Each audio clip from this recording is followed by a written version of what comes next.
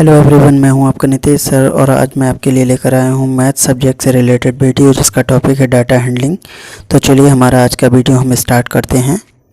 आज के वीडियो में मैं सबसे पहले आपको तीन चीज़ों के बारे में बताऊंगा। हमारा पहला छोटा सा टॉपिक होगा मीन से रिलेटेड दो फार्मूले हैं। पहला, mean equal to sum of all observation divided by number of total observation. हमारा जो दूसरा फार्मूला है मीन का वो सिग्मा FI/XI अपॉन में डिवाइड बाई सिग्मा FI, जहाँ पर ये सिग्मा जो है वो सम का प्रतीक है जिसका मीनिंग है जोड़। अब मैं आपको हमारे दूसरे टॉपिक के बारे में फार्मूला बताऊंगा जो है मीडियन। मीडियन में भी हमारे दो फार्मूले काम करते हैं। पहला होता है इवन के लिए यानी कि सम के लिए और दूसरा विषम या ऑड के लिए। इसमें हमारा मीडियन का फार्मूला है n+1/2th टर्म, यानी कि हमारा जो भी n ऑड दिया जाएगा, सपोज़ मान लीजिए 3 है तो 3 में 1 जोड़ देंगे 4, उसमें 2 से डिवाइड करने के बाद जो हमारा आता है 2, तो दूसरा टर्म हम देखेंगे हमारी जितने भी नंबर दिए उनमें से उसमें असेंडिंग या डिसेंडिंग में करने के बाद ही हम डिसाइड करेंगे। दूसरा फार्मूला है फॉर इवन। इस फार्मूले में हमारा जो मीडियन बराबर होगा वो n/2th term plus n/2 plus 1th term होगा और पूरे को जोड़कर हम डिवाइडेड में 2 लिख देंगे, क्योंकि इसमें जो भी टर्म हम निकालते हैं उसमें 2 टर्म आते हैं। जैसे पाँचवा और छठा आ गया या मान लीजिए पहला और दूसरा आ गया, n की वैल्यू के हिसाब से असेंडिंग डिसेंडिंग में ऑर्डर में सेट करने के बाद मैं आपको एग्जांपल देते हुए इसको एक्सप्लेन करूँगा। तब तक मैं इसका फार्मूला केवल आपको बता रहा हूँ, आगे का हम बाद में समझेंगे। पहले आगे हमारा थर्ड टॉपिक है मोड। मोड में जिस नंबर की भी सबसे ज़्यादा फ्रीक्वेंसी होगी, यानी कि जो नंबर हमारा सबसे ज़्यादा बार आएगा वही हमारा मोड हो जाएगा और डायरेक्ट आंसर ख़त्म हो जाएगा। अब हम सवालों को लेकर इनको फार्मूलों को एक्सप्लेन करेंगे और इन सभी के बारे में समझाएंगे, इसलिए आप ध्यान से समझिएगा। हमारा पहला सवाल है, सवाल दिया गया है find the mean of first 6 odd natural numbers. तो हम सबसे पहले जो है अपने 6 शुरुआत के ऑड नेचुरल नंबर्स राइट करेंगे।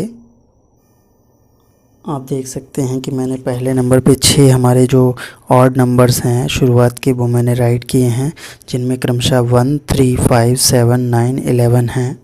अब हम इनका मीन फाइंड करेंगे, जिसके लिए मैंने पहले ही आपको फार्मूला बताया है कि मीन इक्वल टू हमारा sum of all observation divided by number of observation हम फार्मूला यूज़ करेंगे। आप देख सकते हैं कि मैंने सभी नंबरों का सम न्यूमरेटर में रख दिया है और डिवाइड में 6 लिखा है, क्योंकि हमारे जो टोटल नंबर्स दिए गए थे वो हमें 6 दिए गए थे। अब हम इनको जोड़ेंगे। पहले आप देख सकते हैं कि जोड़ने पे जो है 36 आ रहा है, जोड़ने के लिए जो है। इसके बाद में अब हम डिवाइड करेंगे। इस प्रकार हमने 6 से 36 टेबल पढ़ा है और हमारा 6 मीन आ गया है। अब हम हमारे दूसरे सवाल की ओर चलते हैं, जो कि है mean of x+8 and x+6 and x+4 and x+2 and x is 24। हमें जो ये नंबर दिए गए हैं अननोन हैं, इनका हमें मीन 24 दिया गया है इस सवाल में। और हम अगर काउंटिंग में नंबर्स गिने तो हमारा जो x+8 है वो एक पूरा नंबर माना जाएगा, x+6 दूसरा नंबर माना जाएगा, x+4 तीसरा नंबर, x+2 चौथा नंबर और x हमारा 5वां नंबर। इस प्रकार आप देख सकते हैं कि जो हमारे टोटल नंबर दिए गए हैं वो 5 हैं। इस तरीके के जब भी आपको कोई भी सवाल दिए जाएंगे तो आप उनमें डायरेक्ट मीन का फार्मूला यूज़ कर देंगे, जो कि मैंने आपको पहले ही बताया है कि mean equal to sum of all observation upon number of observation होता है। इसमें हम न्यूमरेटर में सभी जितने भी हमें नंबर दिए जाएंगे सबको हम प्लस में रख देते हैं।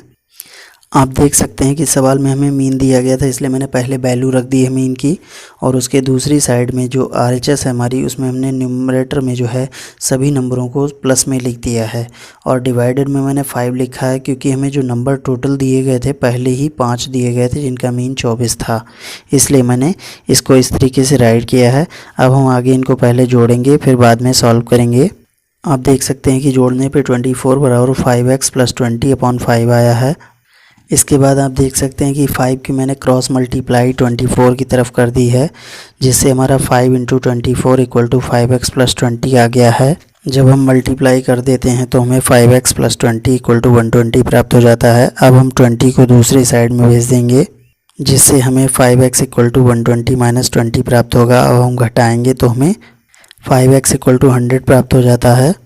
अब हम 5 को डिवाइड में भेज रहे हैं, जिससे हमें x इक्वल टू 100/5 मिलता है और 5 से डिवाइड करने पे हमारा 20 आंसर आ जाएगा x की वैल्यू। आप देख सकते हैं कि मैंने 5/20 टेबल पढ़ दिया है और इस तरीके से हमारी जो x की वैल्यू हमें निकालनी थी वो प्राप्त हो जाती है। अब हम हमारे तीसरे सवाल की ओर बढ़ते हैं। The mean of 15 number is 5.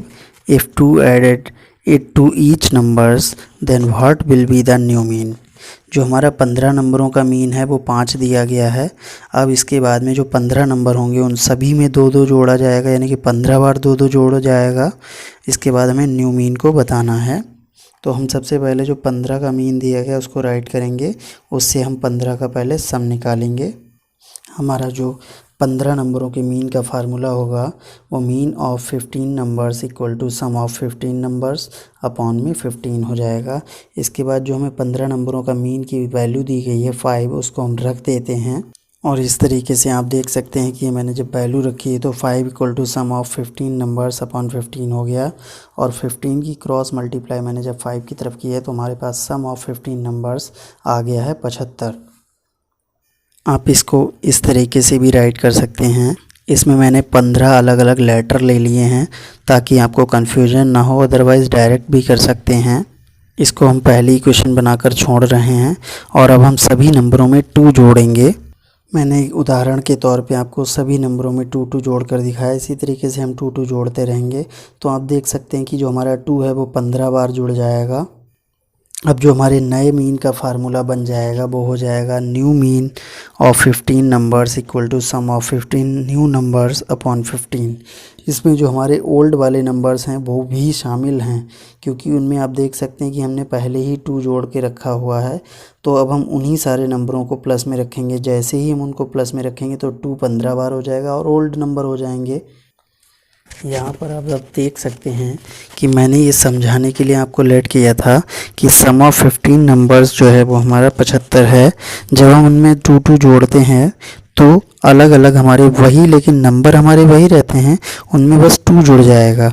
तो इस तरीके से आप देख सकते हैं अगर हमारे 15 नंबर हैं तो 2 भी 15 बार ही जुड़ जाएगा इनमें, लेकिन नंबर हमारे ABC तो वही रहेंगे, ये ओल्ड नंबर ही तो हैं। तो इसीलिए जो है मैंने यहाँ पे sum of 15 old number plus 2 into 15 लिखा है, क्योंकि हमारा जो यहाँ पे न्यू नंबर और ओल्ड नंबर में कोई फ़र्क नहीं है। ये अगर हम ओल्ड वाले मान लेते हैं कि ये हमारे ABC ओल्ड नंबर हैं तो हमारे ये वाले न्यू नंबर हैं, ठीक है। तो इनको ओल्ड और ये न्यू में सिर्फ 2 का ही तो डिफरेंस है, बाकी तो नंबर वही हैं। इसलिए मैंने इन सभी की जगह पर जो है जो हमारे न्यू वाले हैं उनकी जगह पे सम ऑफ 15 ओल्ड नंबर लिख दिया है प्लस 2 इंटू 15 लिखा है। ये चीज़ ज़रूरी नहीं है कि हम यहाँ पे राइट करें, ये सिर्फ मैंने आपको समझाने के लिए इतना पोर्शन राइट किया है ताकि इससे आसानी से आपको समझ में आए। अब हम यहाँ पर जो हमारे 15 नंबर्स का सम मैंने पहले ही निकाल रखा है कि 75 है, उसको हम यहाँ पे पुट कर देते हैं और यहाँ पर आप देख सकते हैं कि 15 2 जा 30 हो जाएगा और इनको यहाँ पर 15 राइट कर देंगे डिनोमिनेटर में। इसको जैसे ही आप सम करेंगे तो 105 आ जाएगा अपॉन में 15 और आपका 15 का टेबल पढ़ने पे 15 7 जा आपका 105 आ जाता है, जो कि हमारे नए 15 नंबरों का मीन हो जाएगा। हमारा अगला सवाल है the mean of 100 observations was found that be 40। Later on it was found that a score of 27 was misread as 57। Find the correct mean. इसका मतलब है कि जो हमारे 100 ऑब्जर्वेशंस दी गई हैं, यानी कि नंबर ऑफ़ ऑब्जर्वेशन हमारा 100 ही हो जाएगा, उनका जो मीन है वो 40 है। इसमें क्या होता है कि हमारा जो एक नंबर है 27, उसको गलती से 57 पढ़ लिया जाता है, उसके हिसाब से ही मीन निकल जाता है, यानी कि 57 हमारा जो है वो मिसरीड हो गया है, उसको हमें 27 के हिसाब से सही मीन निकालना है। इस तरीके के सवालों में सबसे पहले जो हमारे जितने भी नंबर दिए जाएंगे हम सबसे पहले उनका मीन निकालेंगे। मीन निकालने के बाद में, क्योंकि हमें मीन तो ऑलरेडी दिया जाता है, तो हम उनका सम निकाल लेते हैं। तो पहले हमारा जो इनकरेक्ट वाला है, जो गलती से पढ़ा गया है, उसके लिए हम पहले उतने नंबरों का 100 ऑब्जर्वेशंस का सम निकालेंगे। उसके बाद हम उसमें से जो गलत वाला है उसको घटा देंगे और सही वाला जोड़ देंगे। इससे हमारा जो है बाद में करेक्ट वाले का सम आ जाएगा और मीन निकाल देंगे। तो अब आप देखिए, पहले हम सबसे पहले जो है सम निकाल रहे हैं। इसमें हमारा फार्मूला लगा हुआ है मीन इक्वल टू 100 ऑब्जर्वेशंस का सम और डिवाइड में 100। जो हमारा 100 ऑब्जर्वेशंस का सम है, इस 100 वाले में हम पहले इसका सम ऑफ 100 ऑब्जर्वेशंस निकालेंगे। तो जो सम ऑफ 100 ऑब्जर्वेशंस होगा वो 100 इंटू मीन हो जाएगा।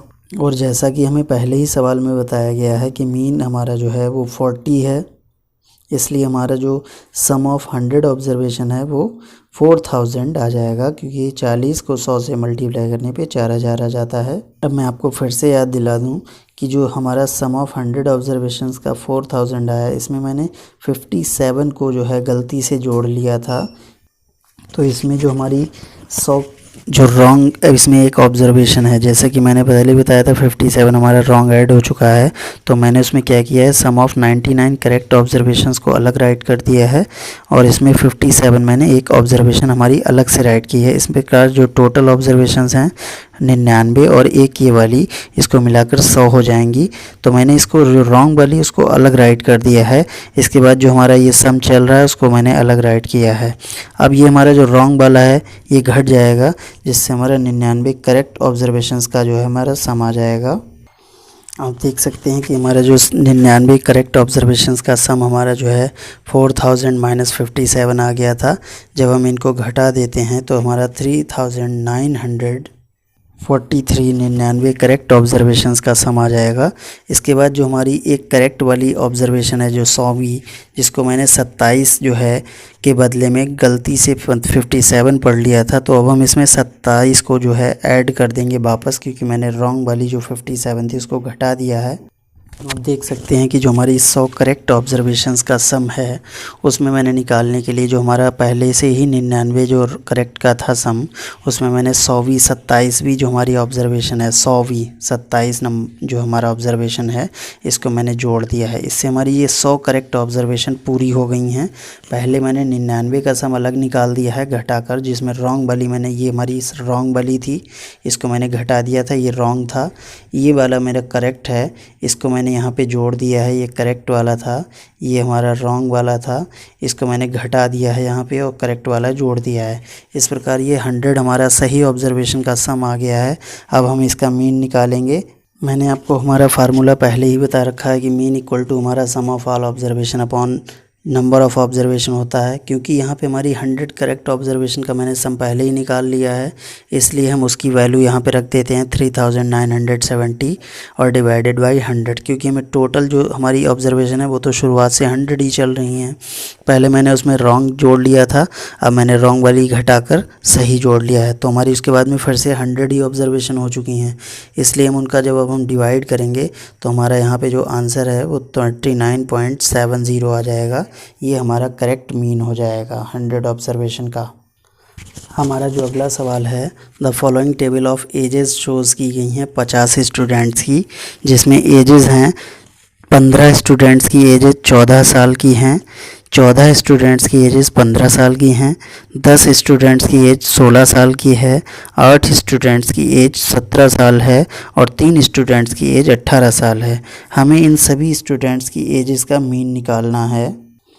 इस तरीके के हमें जब भी टेबल वाले जितने भी सवाल दिए जाएंगे उन सभी में हम टेबल खड़ी इस तरीके से बना लेंगे वर्टिकल पोजीशन में। ऑलवेज़ ये चीज़ आपको ध्यान रखनी होगी। और जो भी पहली वाले हमारा कॉलम दिया जाता है मोस्टली हम उसको एक्स मान लेते हैं, XI मान लेते हैं, और हम इधर वाले में जो नंबर ऑफ़ स्टूडेंट्स हैं इसको FI मान लेते हैं। जैसे कि मैंने दूसरा वाला फार्मूला आपको मीन का बताया था, जिसमें हमें सिग्मा FI XI और अपॉन में सिग्मा FI लगाते हैं, तो इसमें वो वाला फार्मूला हमारा यूज़ होने वाला है। इसलिए हम इन दोनों का प्रोडक्ट यहाँ पर राइट करेंगे, इसलिए मैंने 3 कॉलम्स बनाए हुए हैं। अब हम इसको जो है पहले वैल्यू पुट कर लेते हैं। इसके बाद हम एक एक करके मल्टीप्लाई करेंगे। तो सबसे पहले हम 15 और 14 की मल्टीप्लाई कर रहे हैं, जिनका मल्टीप्लाई 210 है। अब हम दूसरी ऑब्जर्वेशन हमारी जो 15 और 14 उसका फिर से मल्टीप्लाई करेंगे। सेम नंबर होने की वजह से फिर से 210 आ जाएगा। 16 10 जा हमारा 160 आ जाएगा और 17 8 136। इसी तरीके से फिर 18 3 जा 54 हमारा आ जाएगा।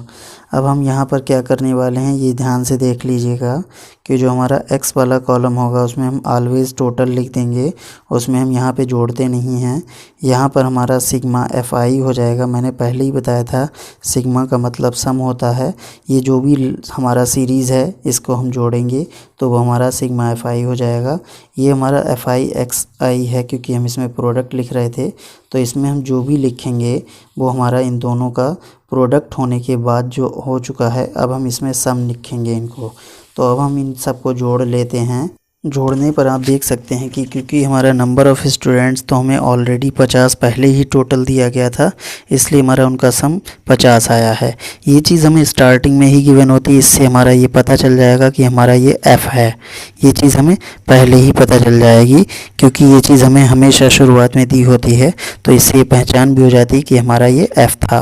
और हमारा FX जो है वो मल्टीप्लाई होकर आया है, जिसका मैंने सम निकाला है, तो वो 770 हमें प्राप्त हुआ है। अब हम यहाँ पे हमारा फार्मूला लगाएंगे मीन का। इसके बाद हम यहाँ पे वैल्यू पुट कर रहे हैं। 0 से 0 एलिमिनेट कर देते हैं और 5 बन जा 5।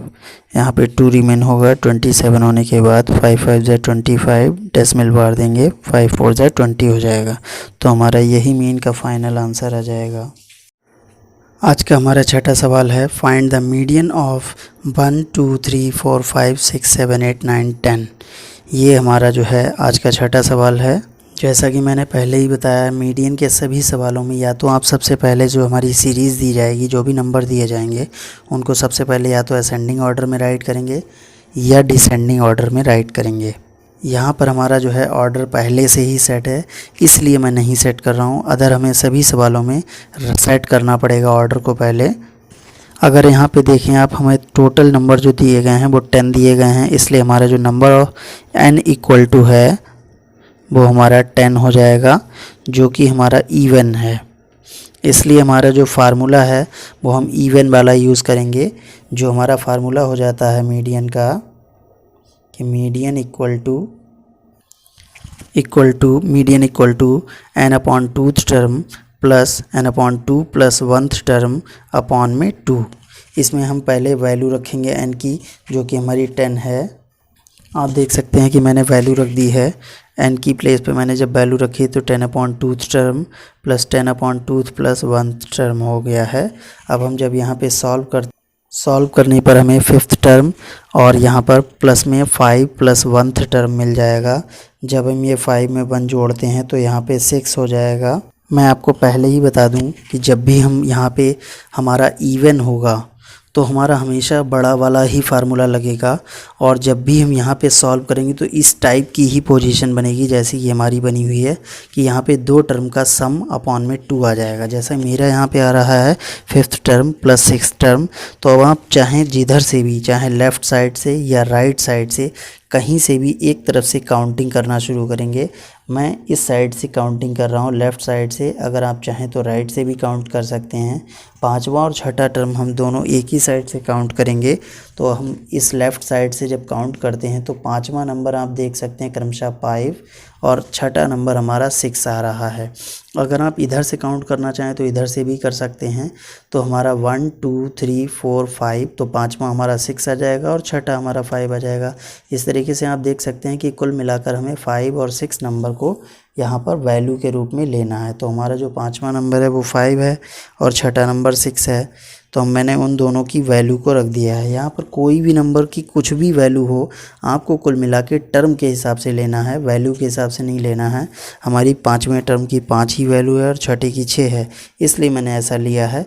अदरवाइज़ जो भी वैल्यू होगी हम वही लेंगे। इसके बाद हम इन दोनों को जोड़ देते हैं, और जोड़ने के बाद जैसे ही हम डिवाइड करेंगे तो हमारा जो मीडियन है वो हमें प्राप्त हो जाता है।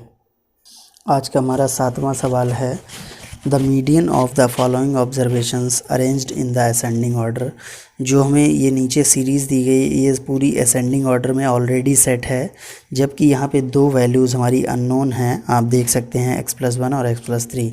लेकिन ये जो हमारी सीरीज़ दी गई है इसको पहले से ही हमें गिवन में असेंडिंग ऑर्डर में दिया गया, आप देख सकते हैं बढ़ते हुए क्रम में है। लेकिन जो इसका मीडियन दिया गया है वो 22 में आपको ऑलरेडी गिवन में है मीडियन। इसमें हमें मीडियन नहीं निकालना है, इसमें सिर्फ हमें x की वैल्यू निकालनी है हमारे सवाल में। इसलिए जो हमारा फार्मूला होगा वो नॉर्मली हम लगाएंगे और सबसे पहले हम ये चेक करेंगे कि हमें n कितना, नंबर ऑफ़ ऑब्जर्वेशंस कितना दिया गया है। तो आप काउंटिंग कर सकते हैं 1 2 3 4 5 6 7 8 9 10। यहाँ पर भी हमें नंबर ऑफ़ जो ऑब्जर्वेशन है वो हमें 10 दिया गया है, जो हमारी इवन हो रही है। नंबर ऑफ़ ऑब्जर्वेशन हमारी इवन हो रही है, तो हम जो है बड़ा वाला फार्मूला हमारा मीडियन का यूज़ करेंगे, जो कि मैंने आपको पहले ही बताया था कि हमारा मीडियन इक्वल टू फार्मूला है n/2th term plus n/2th term plus 1/2। अब हम इसमें n की वैल्यू रखेंगे। आप देख सकते हैं कि यहाँ पर जो है जो हमारी वैल्यू है वो जब हमने 10 रखा तो 2 5 ज़ा 10 हो गया, और यहाँ पे 2 5 ज़ा 10 और 1 जोड़ने के बाद 6 टर्म आ गया है। अब हम यहाँ पर जो है इन दोनों टर्म्स में वैल्यूज़ काउंट करेंगे, जो हम यहाँ पर आप देख सकते हैं कि सबसे पहले चाहें तो इधर से आप काउंट कर सकते हैं लेफ़्ट साइड से, या फिर राइट साइड से भी आप काउंट कर सकते हैं। अगर हम इधर लेफ़्ट से काउंट करते हैं तो 1 2 3 4 5 नंबर पे हमारा x+1 आ रहा है और 6 नंबर पे हमारा ये आ रहा है। हम इन्हीं दोनों वैल्यूज़ को अब प्लस में राइट करेंगे और डिवाइड में 2 राइट करेंगे, क्योंकि ये हमारी 5th और 6th टर्म की वैल्यूज़ हैं। आप देख सकते हैं कि हमें जो मीडियन की वैल्यू दी गई थी वो 22 दी गई थी, इसलिए मैंने 22 वैल्यू पुट की है, और हमारे 5th और 6th टर्म की वैल्यू मैंने पुट कर दी है, जिनको अब हम देखेंगे कि x में x को जोड़ेंगे और 1 में 3 को जोड़ेंगे। तो जब हम इनको जोड़ते हैं तो हमको जो है 22 इक्वल टू 2x + 4/2 प्राप्त होता है। इसके बाद में हम इस 2 की इस साइड में क्रॉस मल्टीप्लाई कर देंगे। 2x + 4 equal to 22 × 2 equal to 42 4 प्राप्त हो जाता है। अब हम यहाँ पर 4 को जो है इधर राइट साइड में भेजेंगे, जिससे हमें 2x इक्वल टू 44 - 4 मिलेगा। अब हम इस 4 को जो है सब्सट्रैक्ट करने पे हमें 40 मिल जाएगा, तो हमारा 2x इक्वल टू 40 आ जाएगा। जब हम x इक्वल टू निकालेंगे तो 40 डिवाइडेड बाई 2, और 2 20 ज़ा 40 होता है, जिससे आप देख सकते हैं कि हमारी जो x की वैल्यू है वो 20 हमें मिल जाती है। हमारा जो अगला सवाल है सवाल number 8, find the median of 2 3 7 8 1 4 5 8 1। अब यहाँ पर आप देख सकते हैं कि हम जब n नंबर ऑफ़ ऑब्जर्वेशन को काउंट करेंगे तो हमारा जो है वो यहाँ पर 1 2 3 4 5 6 7 8 9, यानी कि अब हमारा जो है ऑड आ रहा है, इवन नहीं आ रहा है। यानी कि अब यहाँ पे जो मीडियन का फार्मूला हम यूज़ करेंगे वो छोटा वाला यूज़ करेंगे। ये चीज़ आपको ध्यान रखना होगा कि जब हमारा जो है हमारा यहाँ पे ऑड आ जाता है तो हम स्मॉल फार्मूले को यूज़ करते हैं, जब हमारा इवन आएगा तो हम बड़े फार्मूले को यूज़ करेंगे। इसमें अब हम फार्मूले को लगा रहे हैं। हमारा ये जो मीडियन का फार्मूला है इसको हम n+1/2th टर्म लिखते हैं। इसमें हम जब वैल्यू रखते हैं तो सबसे पहले यहाँ पर जो है न्यूमरेटर में पहले ही हमारा जो है 1 ऐड हो जाता है, जिससे हमारा 9 + 1 10/2th टर्म आ जाएगा। उसमें हमारा जो है बाद में ऐड होता था एक में, और एक में पहले से ही डिवाइड हो जाता था बड़े वाले फार्मूले में। यहाँ पे डायरेक्टली पहले ऐड होगा, बाद में डिवाइड होगा। अब हमारे यहाँ पे सिर्फ सिंगल टाइम्स 5th टर्म आ गया है। अब हम 5th टर्म की वैल्यूज़ जो है वो हम चेक करने के लिए पहले नंबर पे सवाल को असेंडिंग या डिसेंडिंग में सेट करेंगे। ये मैंने पहले ही आपको बताया था। इसके लिए हम नंबरों को असेंडिंग में सेट किए ले रहे हैं, जो हमें काम पहले ही कर लेना चाहिए था। अगर हमने नहीं किया है तो अब किए ले रहे हैं, उससे कोई फ़र्क नहीं पड़ेगा। तो अगर हम सवालों को इसको नंबरों को असेंडिंग ऑर्डर में देखते हैं तो हमारा 1 2 टाइम्स है, इसलिए मैंने पहले 1 को राइट किया है। इसके बाद 1 × 2 है, फिर 3 4 5, और इसके बाद हमारा 7 है, और 8 हमारा 2 टाइम्स दिया गया है। यहाँ पर आप देख सकते हैं कि हमारे 9 नंबर्स पूरे हो चुके हैं। अब हम यहाँ पर जो है इन नंबरों में चाहे तो लेफ़्ट साइड से, इस साइड से ही काउंटिंग शुरू कर देते हैं। तो हम दोनों ही नंबर जो भी हमें चाहिए होगा वो इधर से ले सकते हैं, या आप इधर से भी चेक कर सकते हैं ताकि गलती हमारी ना हो।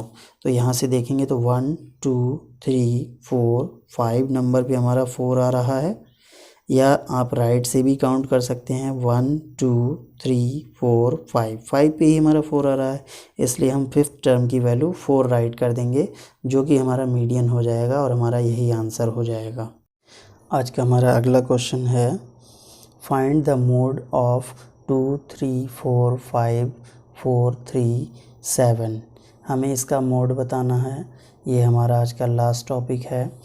इसमें हम जब मोड निकालते हैं, मैंने आपको पहले ही बताया था, the maximum frequency of the number, जो नंबर हमारा सबसे ज़्यादा बार आएगा वही हमारा मोड हो जाएगा।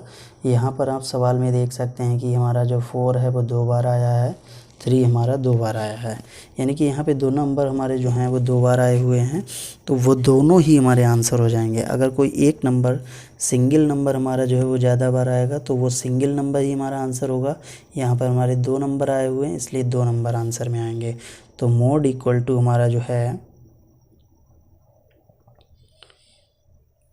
वो 3 and 4 हो जाएगा, because both have maximum frequency, क्योंकि बहुत ज़्यादा बार दोनों आए हुए हैं।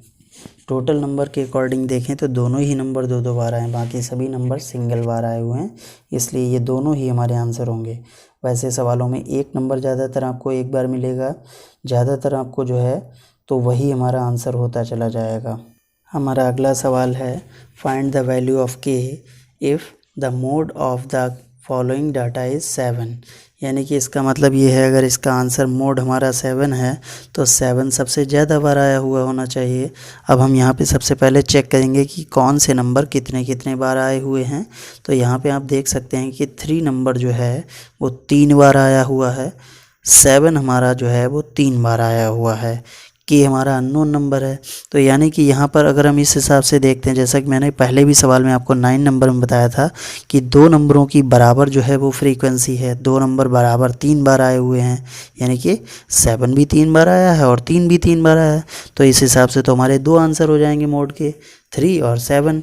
लेकिन हमारा आंसर तो एक ही है, यानी कि जो के की वैल्यू होगी वो हम 7 रख देते हैं, के बराबर हमारा 7 हो जाएगा, तभी हमारा जो है देन मोड इक्वल टू 7 होगा, because 7 should be maximum frequency, क्योंकि 7 की जो है वो फ्रीक्वेंसी जो है वो मैक्सिमम होनी चाहिए, अदरवाइज़ हमारा 7 आंसर नहीं हो पाएगा, फिर तो हमारे दोनों आंसर हो जाएंगे। आज के वीडियो में बस इतना ही, मिलते हैं नए वीडियो के साथ, बाय बाय।